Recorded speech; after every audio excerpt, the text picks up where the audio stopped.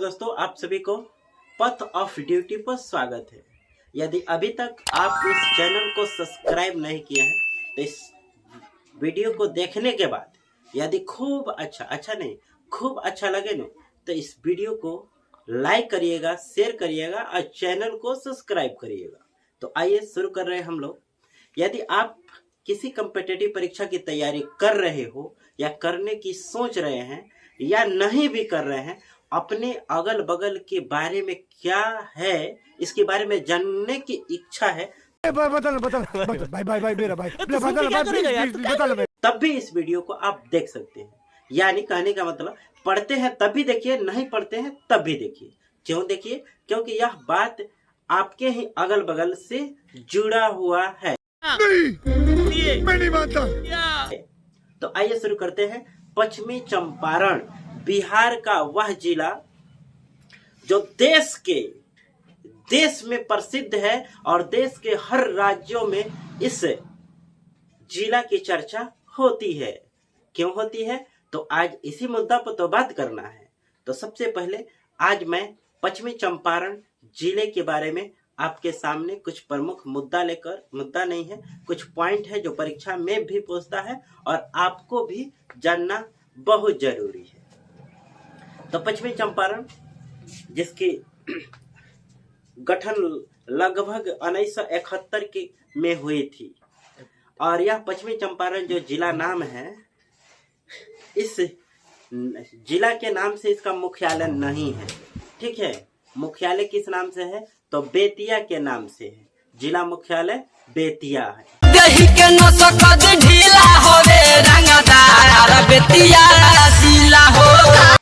ठीक है, पहला पॉइंट, जिला मुख्यालय का नाम पश्चिमी चंपारण नहीं है, क्या है? बेतिया है।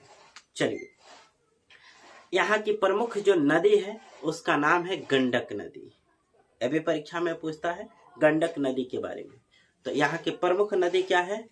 तो गंडक है। यहाँ पर 3 अनुमंडल है। पश्चिमी चंपारण में कितने अनुमंडल है? 3। वे कौन कौन से हैं? तो बेतिया अनुमंडल, बाघा अनुमंडल और आपका नरकटियागंज। ये 3 पश्चिमी चंपारण में आपका अनुमंडल है। यहाँ पर लोकसभा की बात की जाए, जो अभी 2024 में लोकसभा की चुनाव के लिए काफी एकदम सभी पार्टी अपना जोरों शोरों से तैयारी में लगी है।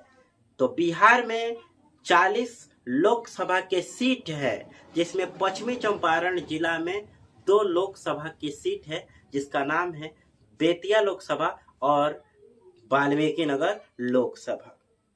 मैं पश्चिमी चंपारण की चर्चा इसलिए भी करता हूं क्योंकि देश के यानी जितने भी नेता लोग हैं जो आकर यहीं से अपने विजय की शुरुआत भी करते हैं। ठीक है, और उसका नाम है वाल्मीकि नगर लोकसभा 1। बिहार की जो लोकसभा की सीट शुरू होती है तो वह इसी जिला से शुरू होती है, लोकसभा 1 से। लोकसभा 1 का नाम वाल्मीकि नगर और दूसरा लोकसभा है बेतिया। 1 और 2 दोनों लोकसभा हमारे पश्चिमी चंपारण जिला के अंतर्गत आता है, इसलिए इस जिला की चर्चा होनी चाहिए। अब आइए, इसमें कितने विधानसभा है? पश्चिमी चंपारण में कुल कितने विधानसभा है? तो कुल आपका 9 विधानसभा है। कौन कौन?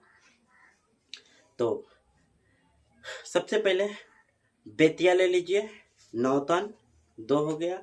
तीसरा आपका सिकटा हो जाएगा। चौथा आपका चनपटिया हो जाएगा।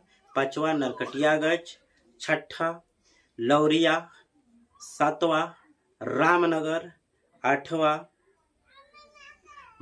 बगहा और 9वां आपका लोकसभा होगा वाल्मीकि नगर। यानी पश्चिमी चंपारण में जो 9 विधानसभा था वो 9 का मैंने नाम बता दिया। आपके परीक्षा में क्वेश्चन यहाँ से भी बन सकता है, और जिनको परीक्षा से मतलब नहीं है उनको भी बात जानना चाहिए कि हमारे जिले में कितने लोकसभा और कितने विधानसभा है। ठीक है, अब यहाँ पर प्रखंडों की बात की जाए तो हमारे पश्चिमी चंपारण में 18 प्रखंड है। ठीक है, वे कौन कौन से प्रखंड है यहाँ पर उसका चार्ट देख सकते हैं, पूरा मैं यहाँ पर लगा दिया। आगे आइए, इस जिला की एक और पूरे बिहार में वन अभ्यारण्य के नाम से जो पहला मिला है हम लोग को, वाल्मीकि नगर वन अभ्यारण्य, यह हमारे ही जिला पश्चिमी चंपारण में है। तो ये रहा कुछ महत्वपूर्ण प्रश्न और उसका उत्तर जो परीक्षा में काफी मददगार होगा। लेकिन अभी आपको पश्चिमी चंपारण के बारे में मैंने बहुत जो अनसुनी कहानी है उसको नहीं बताया। इसके लिए मैं आपको कुछ सीरीज चलाऊंगा, चंपारण पश्चिमी चंपारण के नाम से पार्ट 1, 2, 3 करके, जिसमें मैं चर्चा करूंगा बेतिया राज देवड़ी, यानी बेतिया जो राज है वह किसी राजा के नाम से था। तो राजा कब राजगद्दी पर आसीन हुए और कब से राजपाट वहां पर चला है, कब समाप्त हुआ, इसके बारे में बात होगा। उसके बाद नंदनगढ़ की बात होगा, जानकीगढ़ की बात होगा, लौर स्तंभ की बात होगा, वाल्मीकि नगर आश्रम नाम सुने होंगे, ऐसे मान्यता है। सीता माता का वह आश्रय ली थी वहीं पर, तो उसके बारे में बात होगा।